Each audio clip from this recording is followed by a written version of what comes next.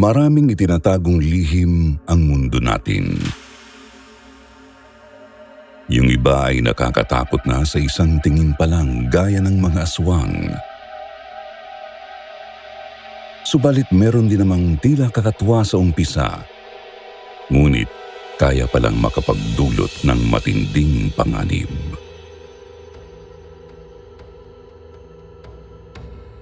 Sa episode natin ngayon ay maririnig ang kwento ni Pusen at ng kanyang mga kabarkada. Ating tunghayan ang kanilang karanasan kung kailan may nakasalubong silang isang multo na may anyong kumot.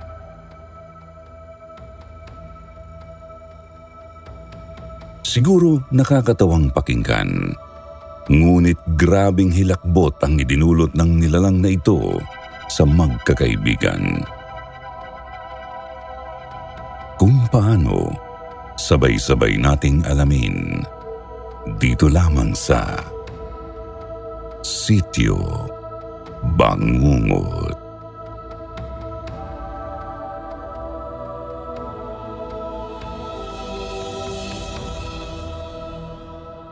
Madami na akong narinig na iba't ibang kwento ng kababalaghan gaya ng tungkol sa mga multo, engkanto, tikbalang, duwende at iba pang uri ng mga lamang lupa.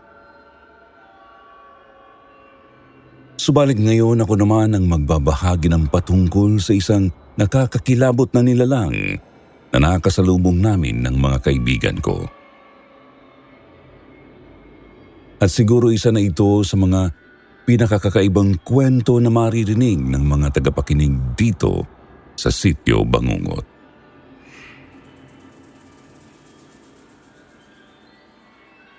Magandang araw po sa inyo, Sir Jupiter. Itago niyo na lang ako sa pangalang Pusen. Ibabahagi ko po ngayon ang isang kahindik-hindik na karanasang nagpabago sa takbo ng buhay naming magbabarkada. Nangyari po ito sa isang liblib na lugar dito sa bayan ng Isabela kung saan ako isinilang at nagkaisip.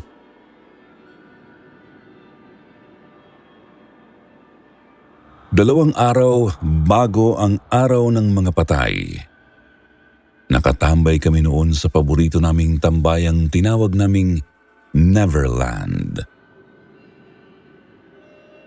Sa likod lang naman ng bakuran namin yon pero ginamit namin doon ang pangalan ng lugar ni Peter Pan kasi puro saya at tawanan lang kami doon. Pag naroroon kami, parang bumabalik kami sa pagkabata at nakakalimutan namin ang lahat ng pagod namin. Di rin namin naiisip ang katotohanan ng mga sakit kami sa ulo ng mga magulang namin.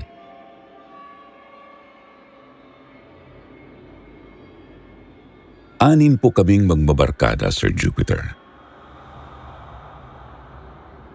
Ako po si Pusen, tapos ang mga kaibigan kong tawagin na lang nating sina Jongjong, Sid, PJ, Mark at Val. Habang nakatambay na pag-usapan nina Jongjong at Mark na mamingwit ng isda sa Marioka para sa araw ng mga patay. Sumang-ayon naman ang iba. Pero nag-aalangan kong pinaalala sa kanilang delikado ang lugar na yun. Sa pagkakaalam ko kasi, marami talagang kababalaghan sa Marioka. Maraming nalulunod at di na nakakabalik ng buhay. Sa daan naman papunta roon, maraming nadidisgrasya. Bukod pa, sa daang yun din, nagpapakita ang isang kakaibang nilalang.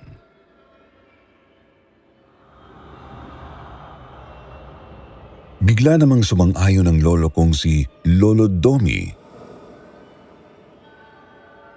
Hindi namin namalayang kanina pa pala siya nakikinig sa amin. Sinabi niyang naroroon niya sa daang yun ang Koku. Bagamat napakaganda nga naman daw ng ilog Marioka, totoo ring napakarami nitong itinatagong lihim at hiwaga. Isa na roon ang Koku, isang multo na nag-aanyong kumot na kulay puti. Nanghahabol daw ito ng kahit sino, mapalalaki, babae, bata o matanda. Pagkatapos ay sinasakluban nito ang ganyang biktima upang patayin.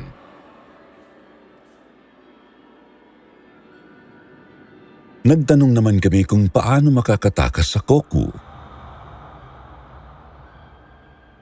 Sagot ni Lolo, dugo-dugo raw o pagpapadugo ng kahit anong bahagi ng katawan. Gumagana rin daw ang pagsaboy ng asin sa nasabing nilalang. Pagkatapos sabihin ito, agad na rin pong umalis si Lolo at naiwan ulit kaming magbabarkada sa tambayan.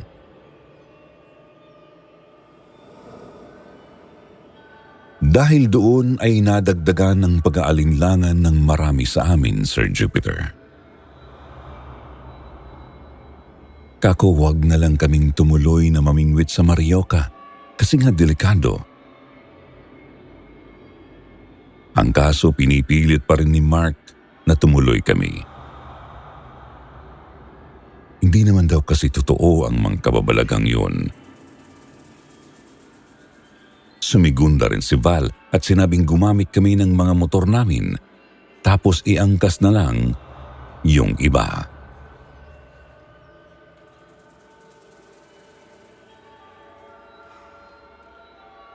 Kinabukasan maaga po kaming nagkita-kita sa may tambayan.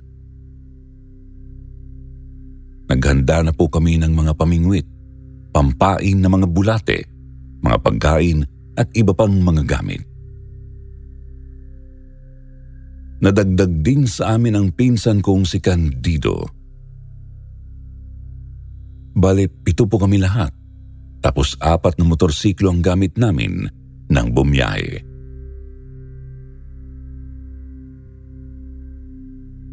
Medyo malapit lang naman ang pupuntahan namin, Sir Jupiter. Pero parang napakahaba ng biyahe dahil napakalubak ng daan at maraming mga puno. Nagduda pa nga ang back ride ko sa motor na si Sid kasi baka raw nagkamali kami ng dinaanan. Nauna na kasi yung mga kasama namin at hindi na namin matanaw. Tapos meron pang no trespassing sign sa gitna ng kalsada.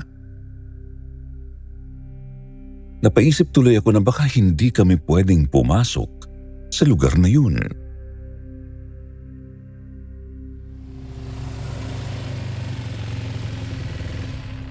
Ininto ko muna ang motorsiklo sa ilalim ng isang punong akasya. Bumuntong hininga, saka naramdaman ang malamig na simoy ng hangin. Ngunit nagtaka ako kasi napakabaho nito. Yung bang may pumapahalong kung anong malansa sa hangin.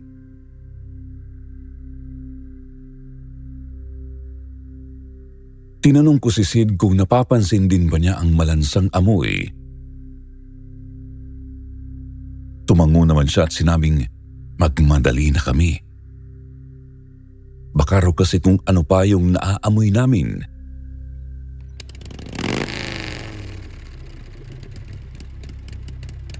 Kaya naman pinaandar ko ang motor at aalis na sana nang may biglang sumitsit sa amin mula sa likod. Agad kaming napalingon sa pagkabigla at nakita namin ang isang matandang lalaking siguro nasa mahigit 80 anyos na. Nakasakay ito sa isang kalabaw.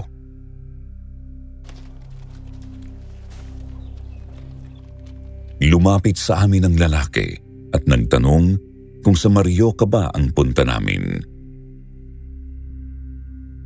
Hindi pa man kami nakakasagot ay sinabi na nitong mag-ingat kami.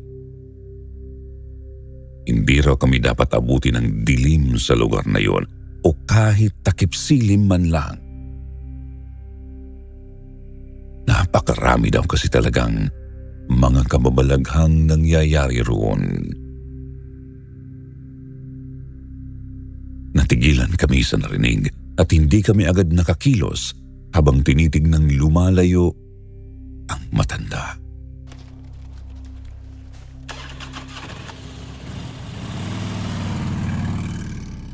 Nang matauhan ay mabilis kong pinatakbo ang motorsiklo, Sir Jupiter, hanggang naabutan namin ang mga kasama naming naghihintay sa amin sa daan.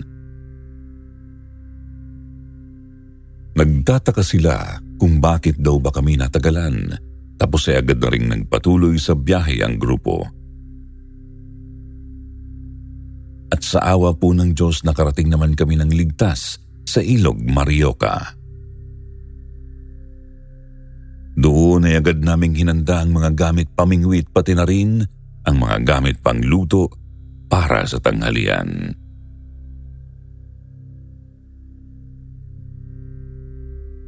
Tuwang-tuwa si Val sa lugar, Sir Jupiter. Sabi pa nito, "Ang ganda pala rito at ang lamig pa ng tubig. Oh, ano na? Saan ang multo? Wala naman eh. Tiyak kwentong barbero lang talaga yun."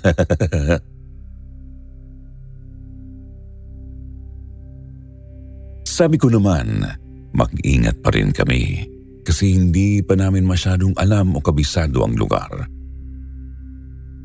Huwag na lang kami masyadong mag-ingay para hindi kami makaistorbo ng kung ano. Nabanggit ko rin ang tungkol sa nakasalubong naming lalaki ni Sid.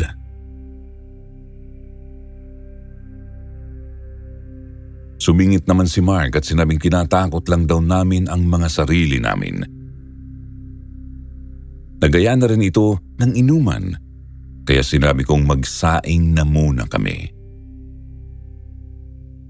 Pinaalala ko ring ihanda na ang mga pamingwit at nang makarami kami ng huli, subalit doon ko rin po napansing tahimik at tila may iniisip si Jongjong.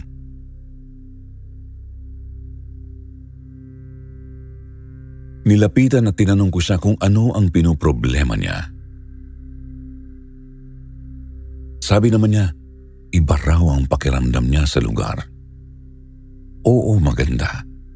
Pero may nararamdaman daw siyang mabigat na presensya. Pagsang-ayon ko naman. Oo nga pare, yun din mismong nararamdaman ko dito. Napakatahimik. Tapos para bang may nagmamasid sa atin. Isa pa nakakapagtaka rin kung bakit tayo lang ang nandito at walang ibang tao. Marami namang nakakaalam na maganda ang lugar na to.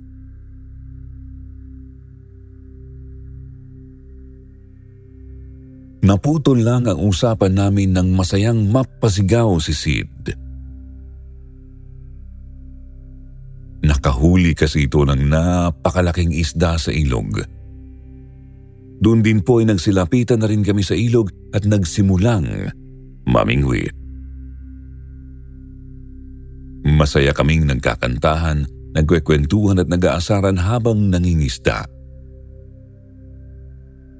Hindi na namin inisip ang takot kasi pare-pareho naming gustong makahuli ng marami para maiuwi.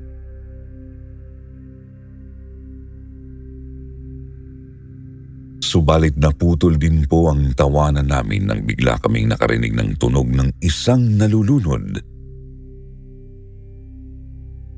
Boses ng isang batang lalaki na nagsusumigaw ng saklolo. Kinamahan kami ng gusto, kaya agad kaming nagsitayuan para hanapin ito. Ginalugad namin ang kinaroroonan namin pero wala naman po kaming nakita. Ilang sandali pa po ay nawala na rin ang boses na yun. Tumahimik ulit ang paligid. Tanging lagaslas na lang ulit ng ilog at huni ng mga ibon ang naririnig namin.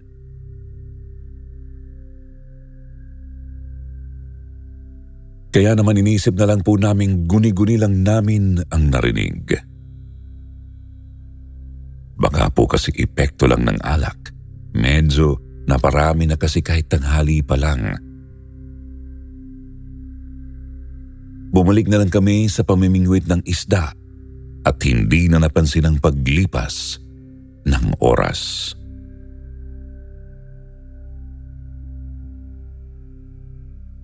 Namalayan ko na lang na hapon na pala, Sir Jupiter. Tinignan ko ang oras sa cellphone ko at nakitang mag-aalas 5 na pala. Kumabog ang dibdib ko, lalo na nang maalala ang sinabi ng matandang nakasakay sa kalabaw. Kaya naman dali-dali kong tinawag ang mga kaibigan ko para sabihang umahon na kasi magdidilim na. Mahaba pa kasi ang biyahe namin at delikado sa daan, kaya nakakabahalang abutan ng gabi. Medyo marami-rami na rin namang kaming nakuhang isda. Sulit na ang pangingisda namin.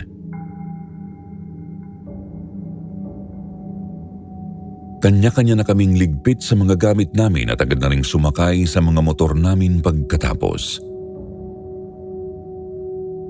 Ang kaso, nagsimula ang kababalaghang naranasan namin nang wala pa kaming 1 kilometro mula sa ilog Marioka.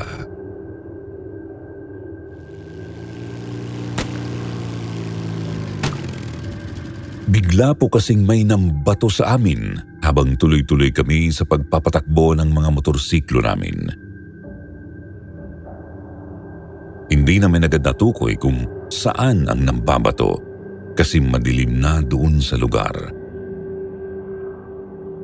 Tanging ilaw na lang ng mga motor namin ang nagbibigay liwanag sa daanan. Pagkatapos ay naramdaman naming lumakas ang ihip ng hangin tsaka tumigil ang pambabato. Doon po namin nakumpirmang hindi bato ang hinahagis sa amin kundi buhangin na may halong putik. Halatang buhangin na galing sa ilog. Napapabilis na ang pagpapatakbo namin ng mga motorsiklo namin dahil nagpapanik na ang mga kasama ko.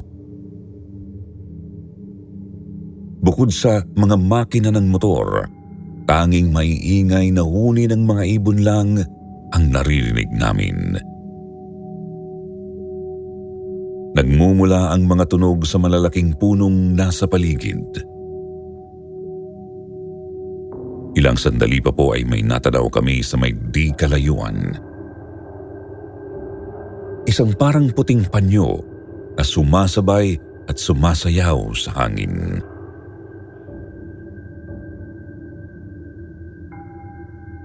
Doon na kami natauhang yun na nga ang sinasabing Koku. Nagsigawan ang mga kaibigan ko at lalo pa naming binilisan ang pagpapatakbo. Subalit bigla na lang naming naramdamang may kung anong pwersang humihila sa amin mula sa likod. At nang lingunin namin ito ay lubusan kaming nasindak. Ramdam kong dumaloy lahat ng dugo ko sa katawan papunta sa ulo dahil sa takot. Ramdam kong tila puputok na ang ulo ko at nagsitayuan din ang mga balahibo ko. Yun po kasing nakita namin kasing laki lang ng panyo kani-kanina lang. Natanaw naming isa ng malaking puting tela. Nakahanda na rin itong sumaklob sa amin. Hindi na namin alam ang gagawin dahil sa nilalang na humahabol sa amin. Para maibsan ang takot, nagdasal na nga lang po ako na sana mawala na ang koko na humahabol sa amin. Doon ko na po naisip ang sinabi ni Lolo na dugo-dugo o asin ang makakapagpaalis sa nilalang na yon.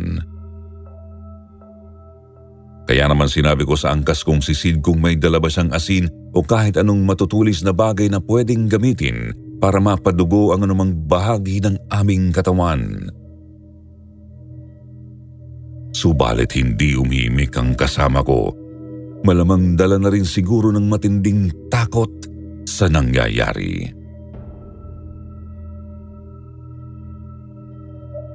Hanggang sa nakarating na kami sa pababa na bahagi ng daan kung saan ay marami ang nadidisgrasya. Naramdaman kong hindi kumagat ang preno ng motor ko. Mabuti na lang at nabalanse ko ito ng maayos at hindi kami nagpagulong-gulong paibaba. Agad naman po akong tumingin sa side mirror ng motor ko pero wala akong nakita. Wala ang multong kumot pero wala rin ang mga kaibigan namin.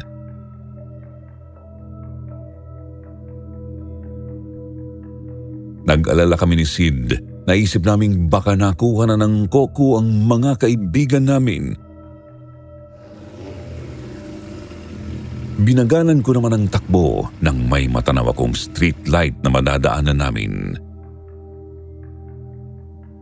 Nagkasundo naman kaming balikan ng mga kasama namin. Ika nga po, walang iwanan.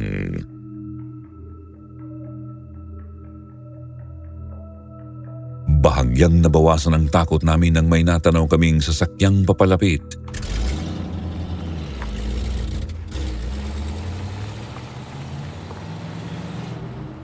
Paparahin na sana namin ito para humingi ng tulong, Sir Jupiter. Pero hindi ito huminto. Pakiramdam namin, hindi kami nakikita ng mga sakay nito.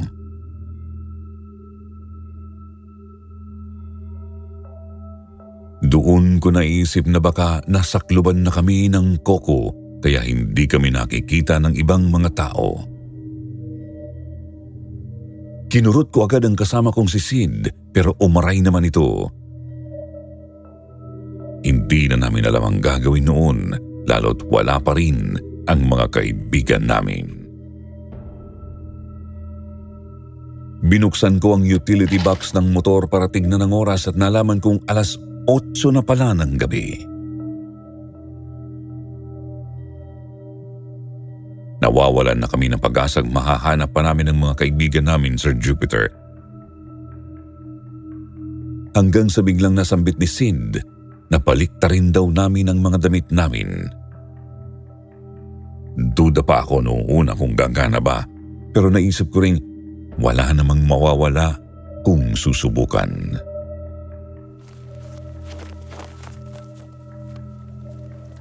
Binaliktad nga po namin ang mga damit namin, Sir Jupiter, at agad kaming nangilabot dahil nakita naming nakasunod lang pala sa amin ang koko.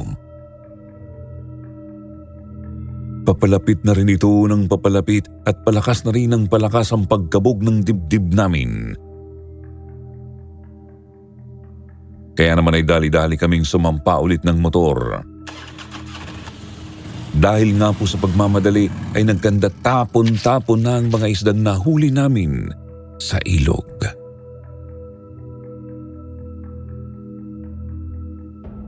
Wala na akong maisip na gagawin. Akala namin na hindi na kami makakatakas sa koko at katapusan na namin noon. Dasal na lang ako ng dasal na sana ligtas pa kaming makauwi sa mga pamilya namin. Hanggang sa nagulat na lang ako nang hilahin ni Sid ang isa kong kamay. Nainis pa ako kasi baka madisgrasya kami, kaya pinilit ko na lang ikapit ang kabila kong kamay sa manibela.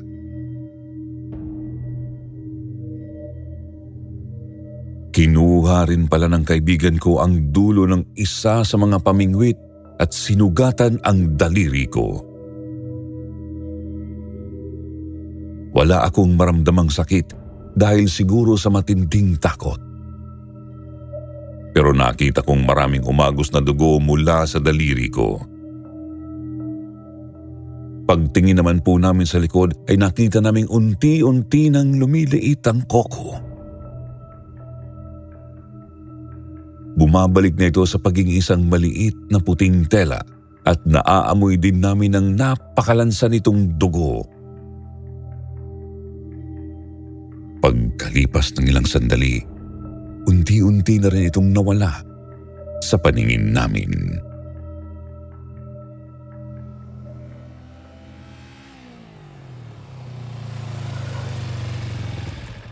Nakarating kami ng ligtas sa bayan namin, Sir Jupiter. Ngunit hindi namin sigurado noon kung ano na ang nangyari sa iba pa naming mga kaibigan. Pabalik na kami sa bahay nang sinalubong kami ng aming mga katropa sa may kanto. Laking pagtataka namin ni Sid kung paano sila nakaligtas sa nilalang na yun. Pangyayaring ikinuwento naman nila sa amin.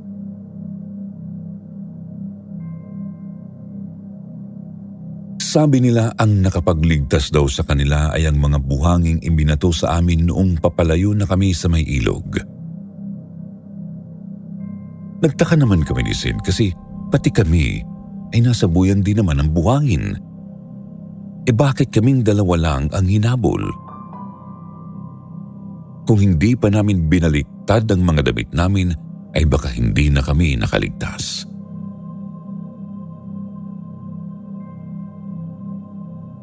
Paliwanag nila nasakluban na raw sila ng Coco at wala silang ibang makita sa daan kundi kadiliman.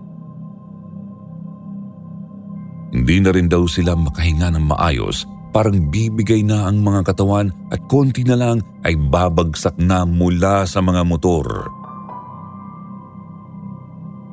Nang di sinasadyang nahawakan ng isa sa kanila ang kanyang damit na may buhangin at naipahid sa Coco. Doon na raw unti-unting lumiliit at nawawala ang Coco. Subalit halos masuka-suka raw sila sa amoy nito habang naglalaho. Napakabaho raw kasi talaga, parang amoy dugo o patay na daga.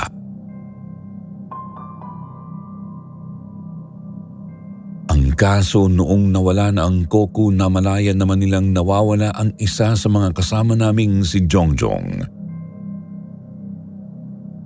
Nabahala ang lahat kasi kani-kanina lang naman daw ay nakaangkas lang ito sa motor na minamaneho ni PJ. Naisip nilang baka nakuha ito ng Coco nang hindi nila napapansin. Halos magkasabay lang kasi ang pagkawala ng kaibigan namin sa paglaho ng multong kumot.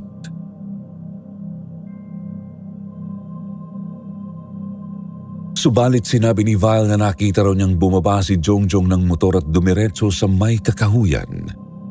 Nagtaka naman ang iba kung saan papunta ang kaibigan namin.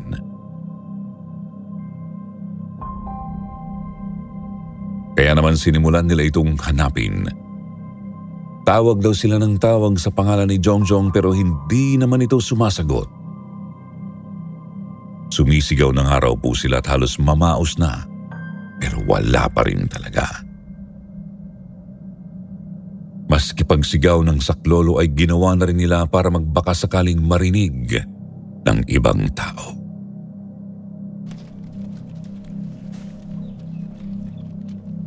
Hanggang sa nakasalubong nila ang isang matandang lalaking nakasakay sa isang kalabaw.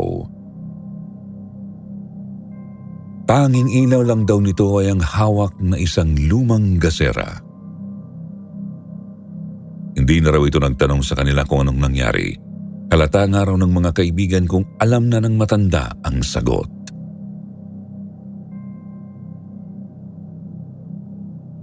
Ang sabi sa kanila ng lalaki, "Magpasalamat kayo sa anak ko dahil siya ang nagligtas sa inyo. Kung hindi dahil sa kanya, hindi kayo makakaalis dito ng buhay. Siya ang nambato sa inyo ng buhangin upang itaboy ang Coco. Tandaan ninyong hindi lang dugo at asin ang kinatatakutan ng multong kumot, kundi pati rin ang buhangin.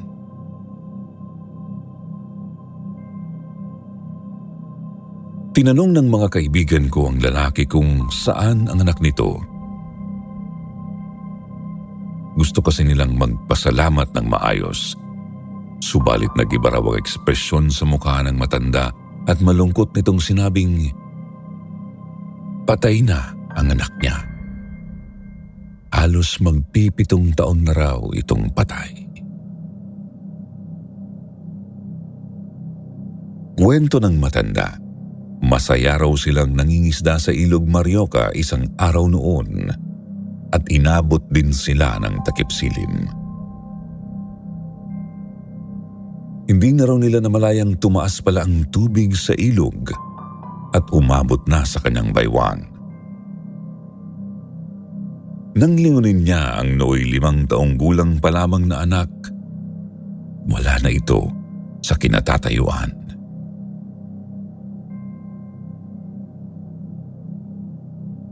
Noong bumaba na ang tubig sa ilog ay ilang araw rin daw silang naghanap doon.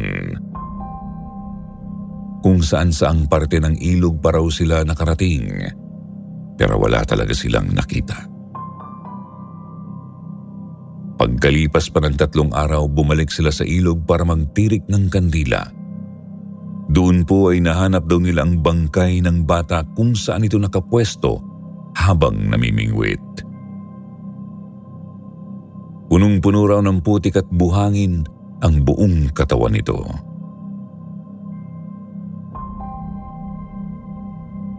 Tinanong ng mga kaibigan ko ang lalaki kung may kinalaman daw ba ang Coco sa pagkamatay ng bata. Subalit hindi na raw ito sumagot. Bagkus ay sinabi nitong magmadali na raw ang mga kaibigan ko at baka lumabas ulit ang nakakakilabot na nilalang. Tinanong din daw nila ito kung ano ang kanyang pangalan at sinabi niyang tawagin na lamang siya sa pangalang Macario.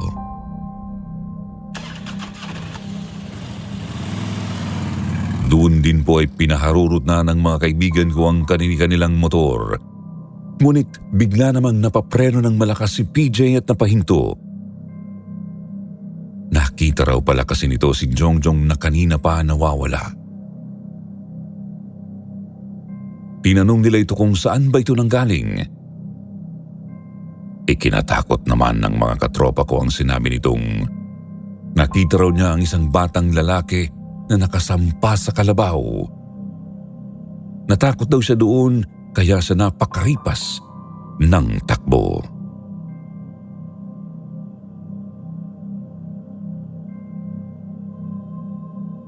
Sir Jupiter, nagpapasalamat po ako kasi buhay pa kaming magtotropa hanggang ngayon.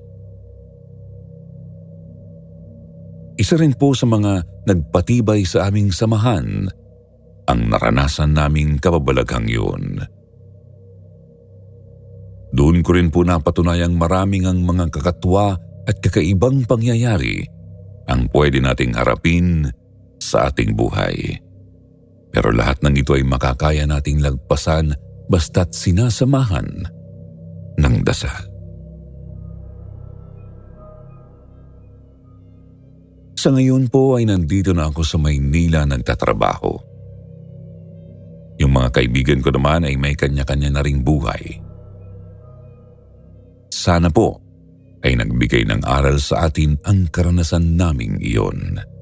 Lalo na po sa lahat ng mga listeners ng Sityo Bangungot. Hanggang sa susunod po ulit, maraming salamat.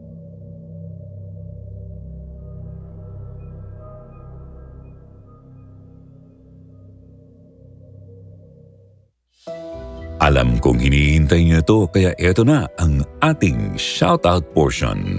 Shoutout kay Tess Aguilar, Anacel Gravela, Roy Godoy, BJ Estrellado, Jose Benitez, Venmar San Pedro, Toto, Ermi Suyat, Leslie Tagana at kay Fatima. Basahin naman natin ang ilan sa mga magagandang comment mula kina Maria Cebuana at Fatima, OFW ng KSA. Sabi ni Maria, "Hello po Sir Jupiter, pa-shoutout po ako, lagi po ako nakikinig ng Sitio Bangungot at ng Takip Silim araw-araw habang ako ay naglalaba o nagluluto at kahit naglilinis ng bahay. Nawawala kasi ang pagod ko sa tuwing nakikinig ako sa channel nyo. Napupulutan din ng aral ang istorya nyo. Salamat po and more power sa inyong channel and more stories to come po. Lagi po akong nag-aabang sa mga bagong kwento sa inyong channel. God bless and more power po sa inyo. From Tubogon, Cebu po ako. Daghang salamat, Maria." Sabi naman ni Fatima, "Habang rest day ko imbis na matulog, nakikinig pa din ng Sitio Bangungot. Salamat kahit papaano nawawala ang pagka-homesick ko." Sabi yan ni Fatima, isang OFW sa KSA. Sa mga hindi po nabanggit sa susunod na lang po, huwag niyong kalimutang mag-reply sa ating shoutout box na nasa comment section para ma-shoutout ang mga pangalan niyo. Muli po mula sa bumubuo ng Sitio Bangungot, ito ang inyong lingkod, Jupiter Torres, nagpapasalamat.